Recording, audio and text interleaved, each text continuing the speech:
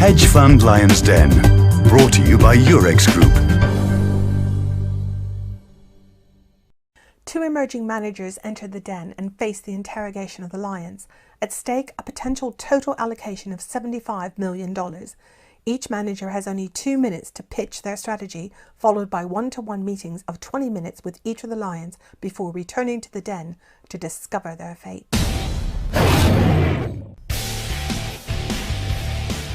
Now it's time to meet the players. I am Andrew McCaffrey. I'm Global Head of Alternatives at Aberdeen Asset Management. So the first 20 years of my career were in investment banking, mainly in trading and sales in the fixed income derivative area. I then moved into fund of funds as my first entry in 2003. Following on from that activity both at Aberdeen and then at Bluecrest, in actually managing money in fixed income and multi-asset related strategies, and then to Aberdeen, where we've set up the alternatives division that I now run. My name is Natasha Reeve-Gray. I'm a principal and founder of Altis Partners.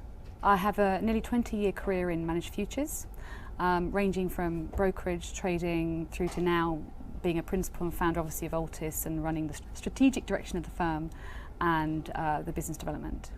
You can punch in essence way above your weight if you are very well organised, very well presented.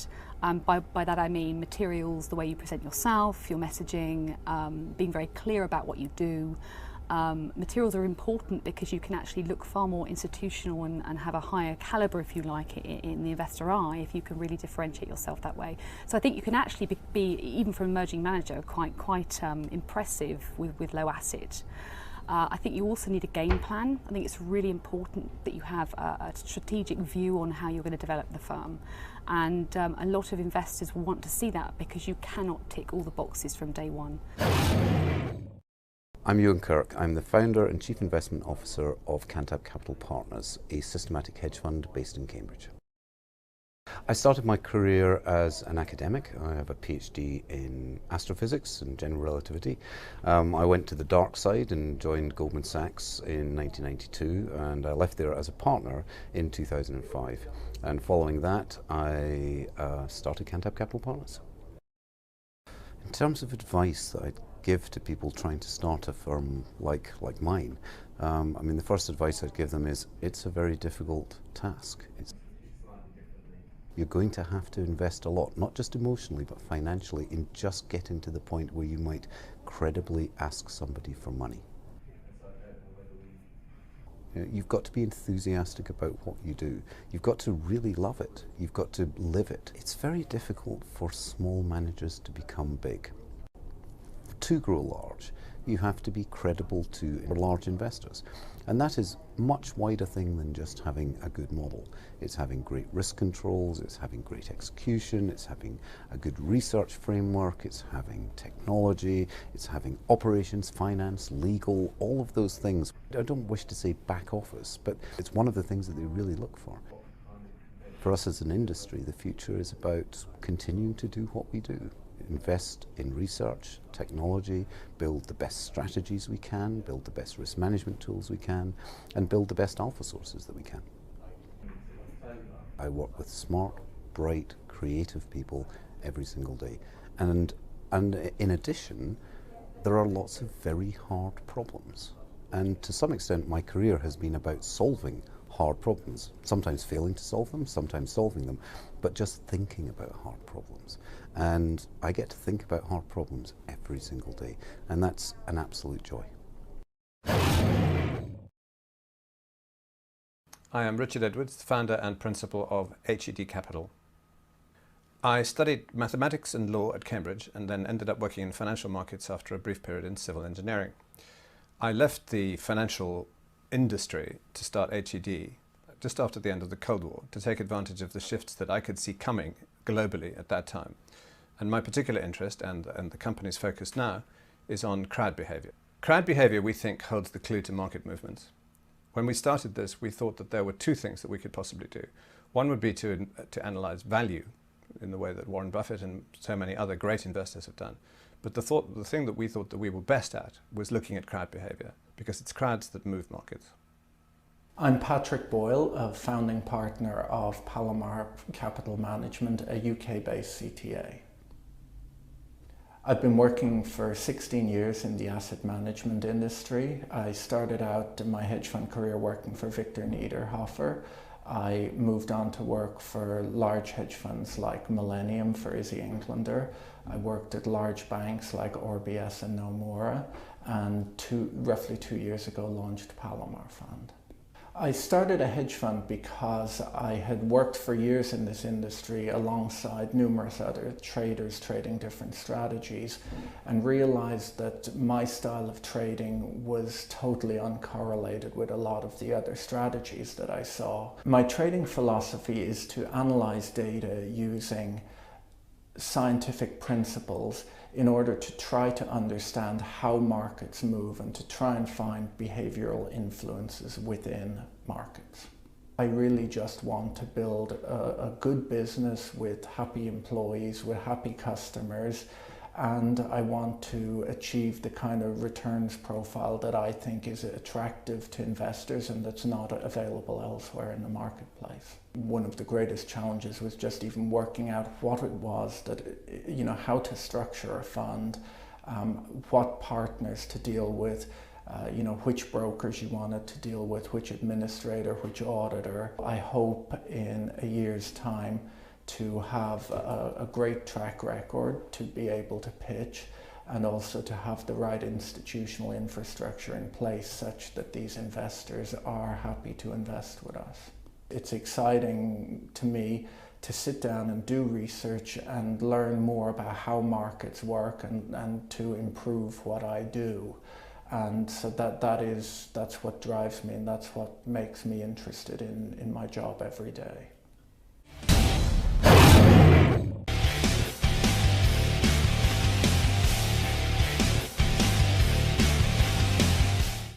Good afternoon.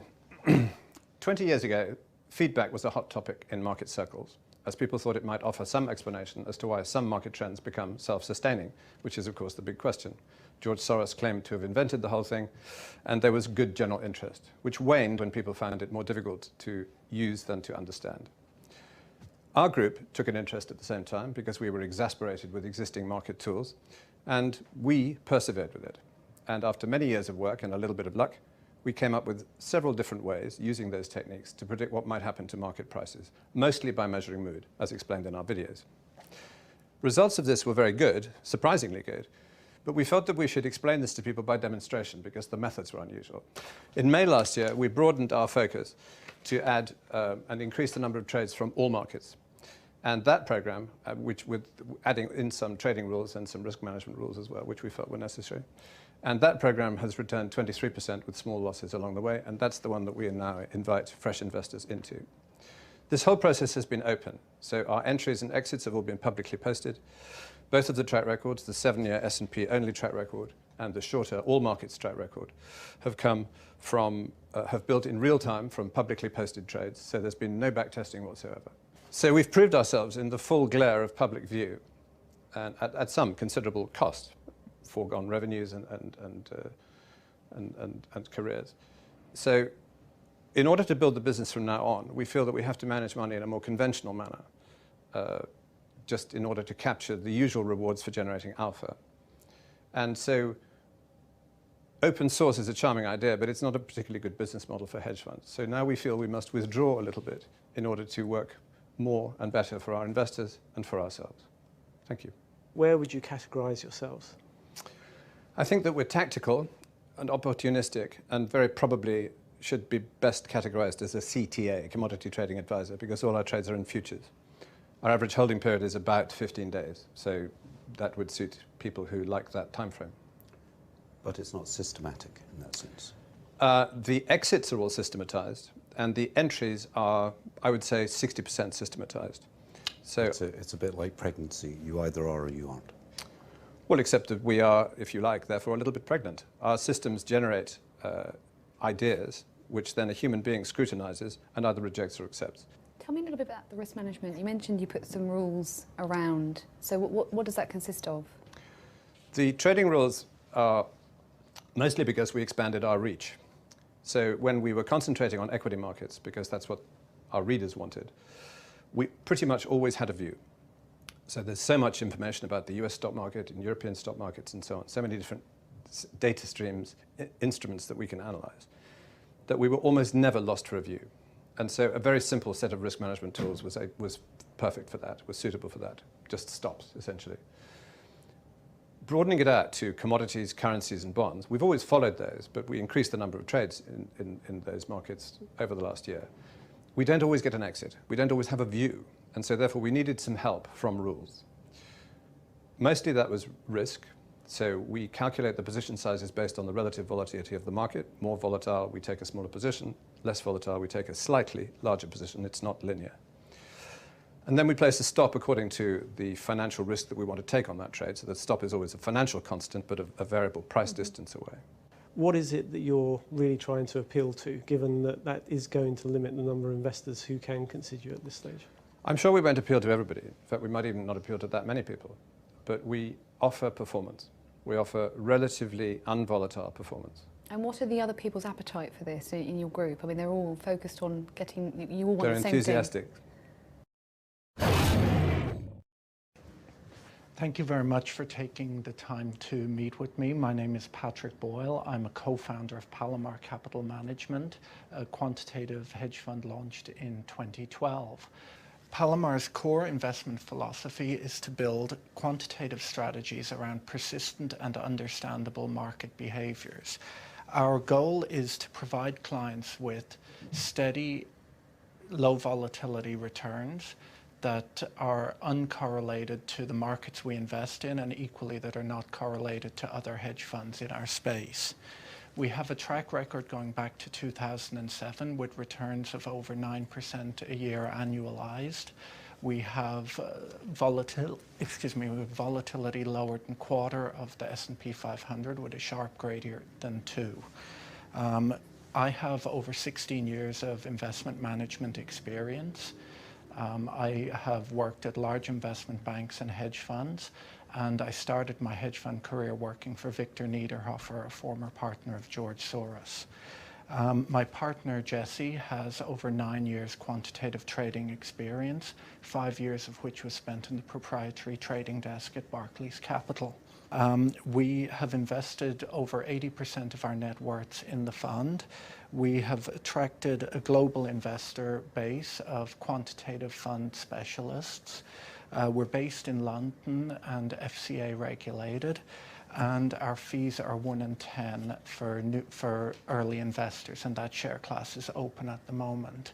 And I would like to ask you to consider investing in our fund. Thank you. Can you just quickly run us through what exactly it is that you do trade in the portfolio, and also what are the other things that you are considering instrument-wise, market-wise, that you could add over time? At the moment, we trade equity index futures in Europe and in the United States. So we look to invest in the most liquid global futures contracts. We don't invest at all in emerging markets. The next move will be into fixed income contracts, things like the US Treasury bond and the Bund. And there is a lot of room for us to expand our trading universe within developed market liquid futures. How would you categorise yourself in terms of the strategy? Where would you put yourself? I guess we would classify ourselves as a short-term quantitative futures trading fund. So we have probably a shorter time horizon than a lot of the big funds that are out there. And we look for sort of signals that would give us an average holding period of 1 to 3 days usually. That may cause you problems with capacity. It's a very hard thing to model costs. It is, yeah. Do you have any feel for capacity? At the moment, we've managed over 100 million in previous roles in which I've worked without really having any market impact. We think that we could easily manage $1 billion. That would involve adding a few additional contracts, but we would be very small within the markets that we trade. Feels like you've sort of already got a successful hedge fund. What are the obstacles? in getting to 100 million, 200 million, 500 million. Time and good return should hopefully bring us there, but equally we are in a process right now of trying to grow the infrastructure. What market environment really suits your strategy, and what market environment does it not do so well in? We've tended to do quite well in most market environments. In recent months, we've had a little bit of difficulty just with the extremely low volatility.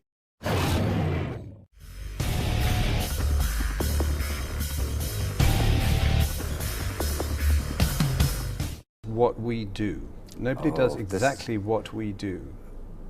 We have gone down an unexplored alley. And everyone says that. Well, maybe that they will say it, but in our case it's true. Great, good. But if you're not going to market, how's anyone ever going to know about that?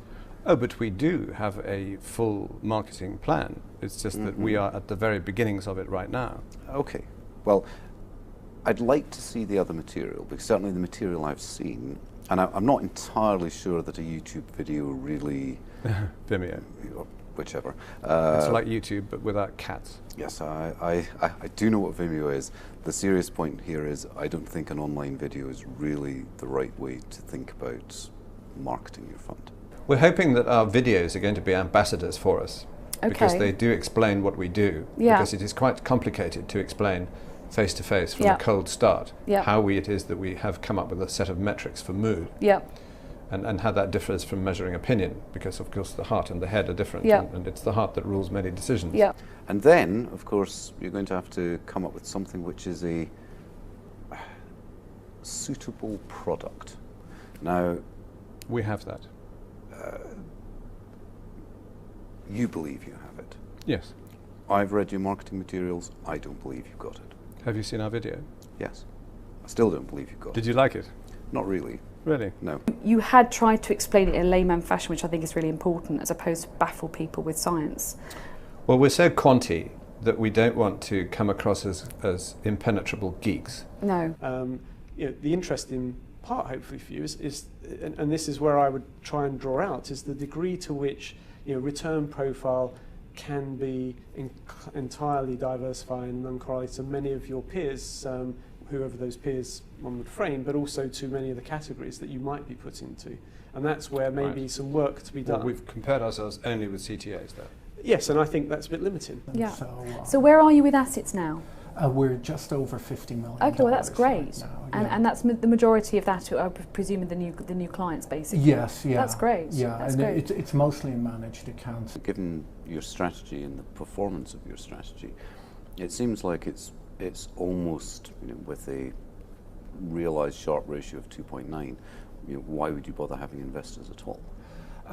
There's plenty of scalability is really the issue. It's our holding period is on average sort of 2 to 3 days in the most liquid markets in the world. It's big contracts like the S&Ps. But then again, you've got to have a large enough edge to trade that kind of higher frequency trading. It's very hard to scale. Yes, I think, well, we in our offering documents, we actually capped the size of the fund to start with. When I read it and listening to you discuss, if I'm honest, there's elements of DeMark all over this. I've never looked at anything DeMark has written. Fundamental analysis is always a little bit behind the curve. Technical analysis we distrusted because it doesn't give you the top, it doesn't give you the bottom, and often there's no middle. And so we thought the only two things that might work were value investing, which is too long-term for my taste, and sentiment. That is the mood of the crowd, which actually moves the market through stimulating buying and selling. So we set out to measure the mood of the crowd. And that's why we lit upon Hurst experiments, because that mood trend is a very good proxy for mood. We started off giving an information document that was very much detailed and tried to explain everything in very layman's speak, because of course you'll have the problem that when you describe a technique to some person, whether it's in the US or over here, they'll think it's another thing because one technique can be thought of in a different way. So that did us a lot of favours early on. So I think it's important to have a document that you can read, that you can also brand and make it look professional as well, because people will take notice. The trick is also really knowing who you're going in to see, that they're going to be receptive and it's the right thing for them. I think often we made the mistake in our past of perhaps just being so excited about what we were doing and knowing that it was great. That's us. That we didn't really listen, and we didn't sort of try and categorise who we were seeing effectively enough. So we were actually not wasting our time with the wrong people, if that makes any sense. When you get a failed meeting, you know, don't be afraid of going and asking. Yeah. They may not tell you. Well, I guess if they're not going to invest anyhow, you might as well ask them Well, why. and ask them why. You know, it's important. And sometimes they won't know. Often it'll be because they have to go with the bigger player. Yeah. And they may not be able to tell you that. Yeah. But it's worth helping you really work out your message and how to position yourself. It's not just the investment risk, it's the manager risk. Yes, yeah. And they want you to be around if they've chosen you in a portfolio to actually survive. Yeah, the only way people can shut my fund down is if they convince me to pull out of it. So. Yeah, well, that's good. That's a good line. Use that often. What you don't have is a way of conveying that believably to other people. Ah, so you think it's a question of sales and marketing? Everything's a question of sales and marketing, Richard. You see, I'm a firm believer in the virtue of content. Well, there we go. As a business, we started out about 2 years ago, and our real goal was just to set it up, build a track record, and manage our own money. Right. And so we had a setup that you know, was in line with that. So we didn't overspend on huge office spaces, or you know, we decided to build everything in an appropriate manner. Now, was it difficult, I guess, transitioning from managing a small amount to a large amount of money? Because obviously staff would have to grow. Yeah, what was probably the most challenging was trying to hire the right people. Yes. Because we weren't experienced in sort of, that's not our forte. Our forte was running money and trading. So that was a live and learn process. I think spend an awful lot of time trying to figure out your culture. You are a professional risk taker. Yeah. But the one risk you haven't taken is to go out and hire 10 people. Yeah. And pay for them yourself. Yeah. Put your own money on the line and build a business. You're not going to be able to build it organically. Yeah. You know, we had approximately 15 employees for nearly 9 months, basically with no assets. And that costs a lot of money. Yes. Yeah. And unlike losses in the fund, that money comes straight out of your pocket. You're not getting it back if the firm fails. Yeah. Right? If your fund fails, you invest your net personal worth in your fund and it fails, it's probably failed because it's gone down by 20%, 30%. You've still got 70% of your money. Whatever you spend in starting when it goes the firm, on salaries. when it goes in salaries, it's gone out of the door. So, but you've got to take that risk. There's 5 people and you add someone who's not very good, you've got much more of a problem. Yeah, absolutely. And I think, you know, there are one person can make a massive difference, but they can also be a massive distraction. Yes. Yeah. So yeah, that's definitely. I mean, we didn't think too much about that in the early days. We just hired where we needed initially, but I think as we grew, we put more emphasis on that sort of area where we were more careful about, you know, personality and the mix and what we actually needed going forward and how that person might develop. Yeah. Because often the way you want to take them, they don't want to go. So how many people do you have working in your organisation? 4. Full-time? Yes. 4 full-time employees. Well, you know, as is often the case, that's probably too small to be sustainable as a hedge fund. Well, it's a question of cart before the horse, is it not? How do you pay for more people unless you have... You pay for them out of your own pocket. Yes. We are based here in Cambridge, the home of entrepreneurship, and people take out second mortgages on their house to start businesses, high-tech businesses, programming businesses, biotech businesses, to get themselves to the point that they might maybe get a bit of angel money or seed money or maybe even venture capital money. You've got to take a risk. Why would I invest in your fund as opposed to just getting the newsletter and making the trades myself? So that we could share in the benefits of our work. Don't want to share in the benefits of the work. All I want is the newsletter, and I will just make the investment. I'll just trade. Why would I not do that? You could do that. That would be part of the source of the alpha. But we've also configured a set of trading rules that fit and dovetail very well with the recommendations that we issue. And we don't make those public. Okay, so as somebody, the reason I'm probing on this is you can't run two businesses. Big investors want to know that you are all in on this. We are in a state of transition between one thing and another. We have been trialling this for many years, issuing firm recommendations, configuring trading rules and so on. And we are now ready to turn that from a pilot project into a proper fund management organization. Okay. However, our bread and butter, what pays the rent, is the publishing business. Well, and the same inputs go into both. You're going to have to give one up. You can't run a hedge fund as a hobby. If you put yourself sitting in the investor's seat, and I Yes. think it's one of the things I would suggest in you thinking through anything about strategy and building out is that you have to think about how is it going to be incorporated into an investor's portfolio. But in the main now, capital is being allocated by being able to identify on a number of other issues which we may be able to come on to. But when it comes down to how do you generate that performance and the sustainability of that performance, and is there sustainability through a repeatable process of an alpha? Organization is, I would say, a possible problem because we are clearly in the CTA box because we trade futures. But most people think that CTA also means systematized trader. There's still a human link in the chain. And we like that, by the way. It's possible we may go fully systematized at some time in the future, but I would be uncomfortable with it. However hard you work, and as the leader, entrepreneur, head person in a financial firm like a hedge fund, you do work incredibly hard.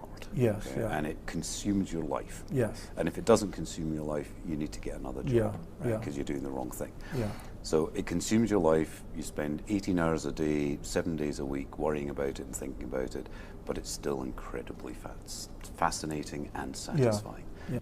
Is there anything that has to change within the business, if you were to get to $1 billion? Is there anything in the business today you think has to change to be able to get you to $1 billion? Yes, we need to build up our infrastructure. In particular, a lot of the growth that we have seen is in the managed account space. I actually expected all of the money to go into the fund. In the launch process, you put all of this work into building a fund structure, and then everyone says, "That's lovely. Do you mind giving me a separately managed account?" And so, at first, it appeared that managed accounts were, that it's no different to the fund, but actually, it requires a reasonable amount of back office just to, if you're running 5 managed accounts, that's more complicated than running one fund. Yep. So I think at this point, we've got the sort of asset management side reasonably under control, but it's which you a should matter do. of but as you add more clients, and particularly in the middle office space or in the managed account space,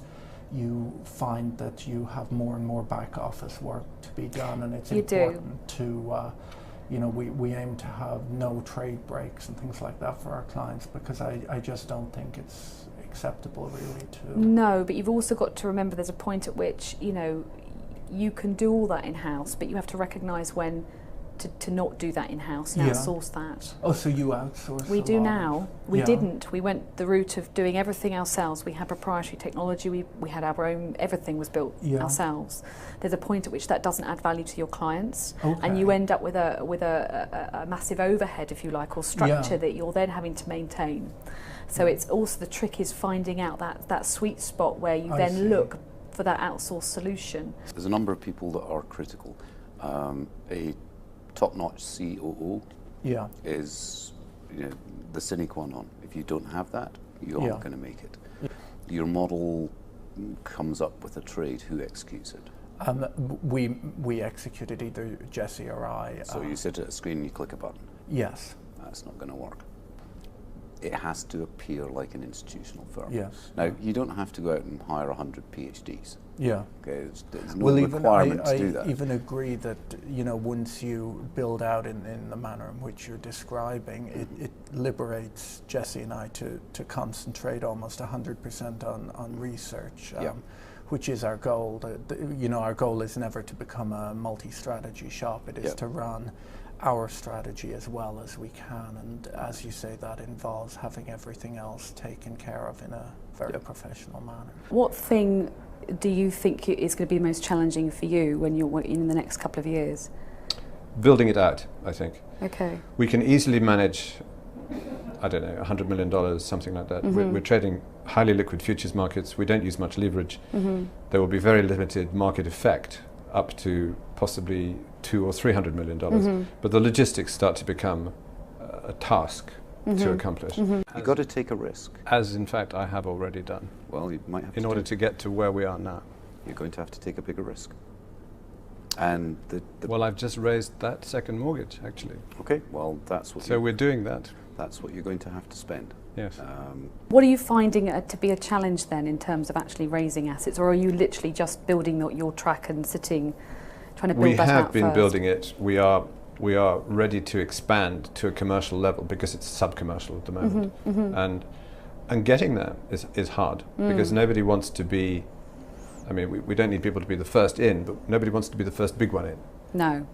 And it's the chicken and egg story. It is. I think it is finding that first client, and probably more importantly, perhaps the first institutional client. Yes. Because people take a great stock in having that element within your business, or a client that's actually made that call. I think trying to go after that institutional client that would like the story, I think, and listen to you would be important. In reality, getting to be an institutional manager is a long, long way away. Yes, yeah. Somebody that can get rated by pension consultants, that could be a serious contender for, a US public pension. That's years and years and years away. Yeah. Okay? And that you really have to be larger. You have to have all of the infrastructure. You have to have lawyers and all of those other things going on. You shouldn't think of that as the goal, but what you're trying to do is get to get a percentage of the way there. Get a percentage of the way there. Be a solid investment. Yeah. So my advice would be, get rid of the feeling of slightly odd. Well, firstly, sort out your business, put all the money behind it, go all in on the hedge fund if you want it.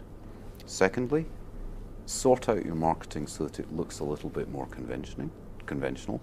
And thirdly, I mean, I'm not suggesting that you change your investment style, but I think it's going to be a hard pitch. Despite the results? Yep, despite the results.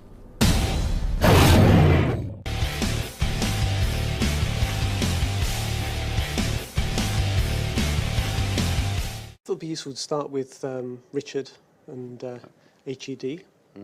That was an interesting presentation, which I'm most probably being polite. I think you're being very polite, yes.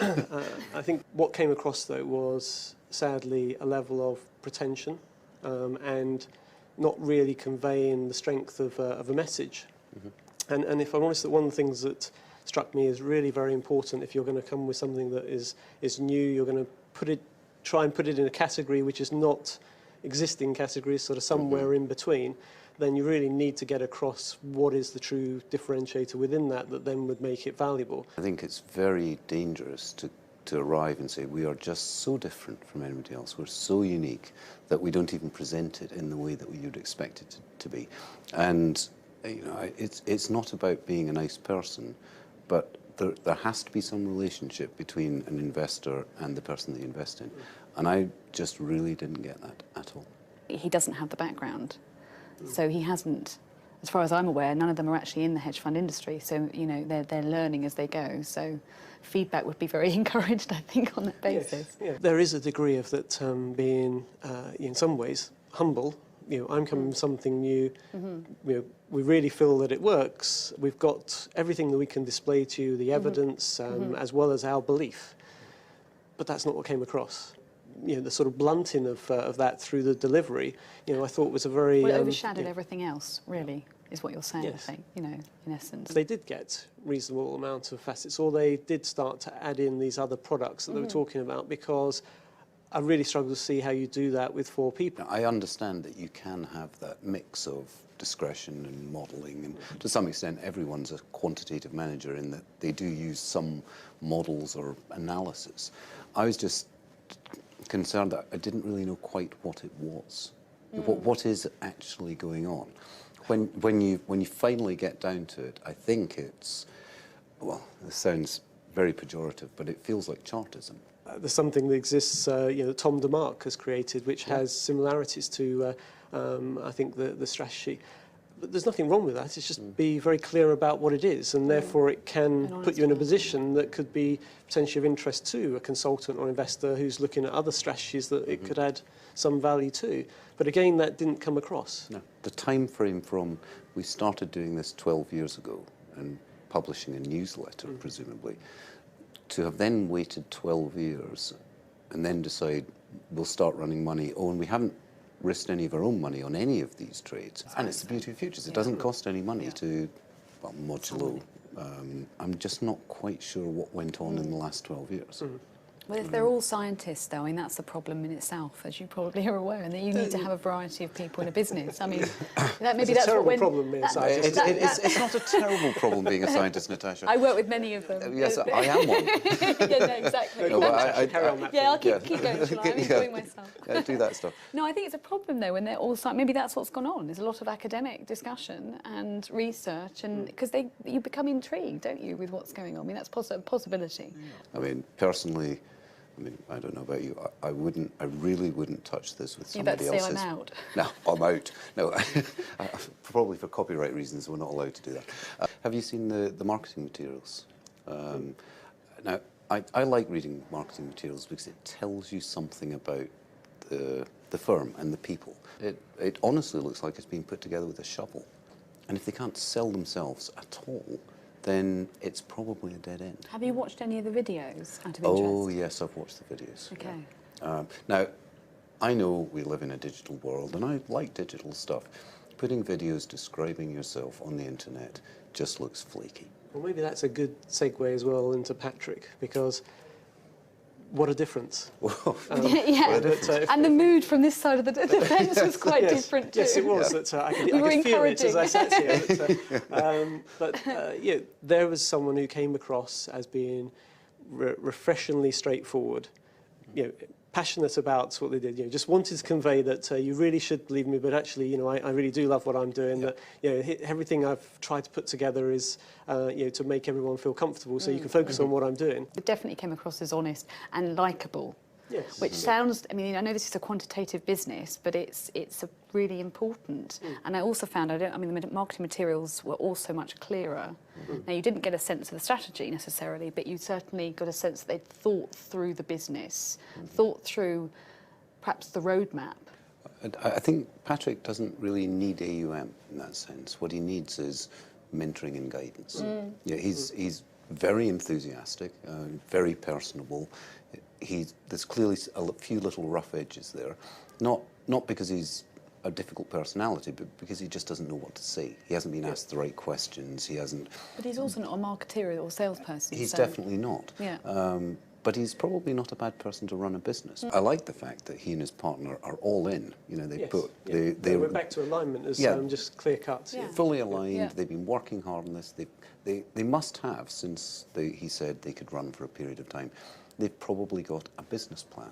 That thing that entrepreneurs do, a business plan. I'm surprised that they run at quite such a low volatility. That was the only thing I thought, is that given the potential Sharpe ratio on this, you could probably push it up a little bit more than 4% volatility.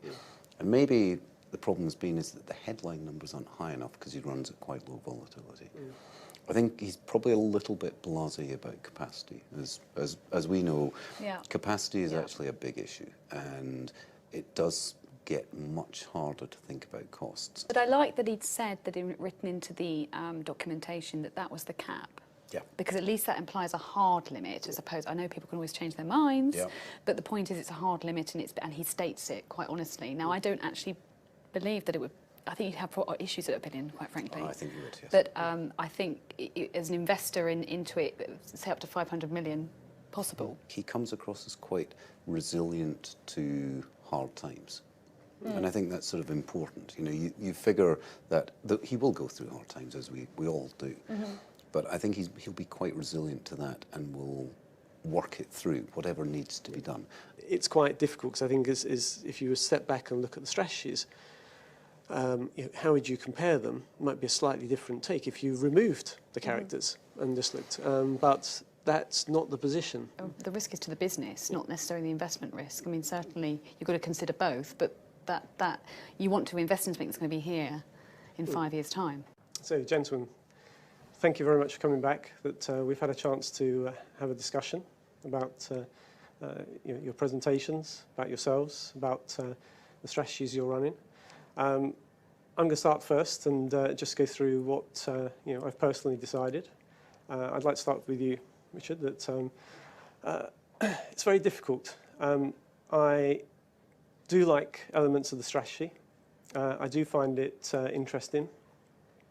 I don't think you did it full justice today. I'm afraid that it didn't come through in terms of the presentation or the answers of what could be quite unique and quite interesting about the elements of what's embedded in the strategy. I don't feel you did yourself justice today. And that has influenced a great deal on thinking about whether to allocate to you. I do have that sort of grudging interest in the strategy, and I would like to see through the next year whether some of the elements underpinning it can work and do work. I'm going to award you $1 million. Hopefully, see that the way in which you take that strategy forward and present it can improve. Thank you. So Patrick, one of the things that stood out for you was the passion and the simplicity of your message, and I thought it was delivered extremely well. Gives a level of confidence that it's a business that can succeed as it is today, but also a strategy that I think is grounded on a very solid foundation. You may be, given the space you're in, need to think about having more confidence in your strategy and taking a bit more risk. Really came across as being very genuine, very clear, as I said, and something that I think from here we can believe has a future. And obviously, I wish you good luck with that. As a consequence, I'm going to award you $10 million, and be very keen to see how you progress through the course of the next year. So, thank you very much. $10 million to you. Glad I'm sat here and not stood there, actually. Okay, starting with you. I mean, you pretty much summed it up very well, I think. I think it's interesting. I think it sounds interesting, but I didn't really get a feel for it.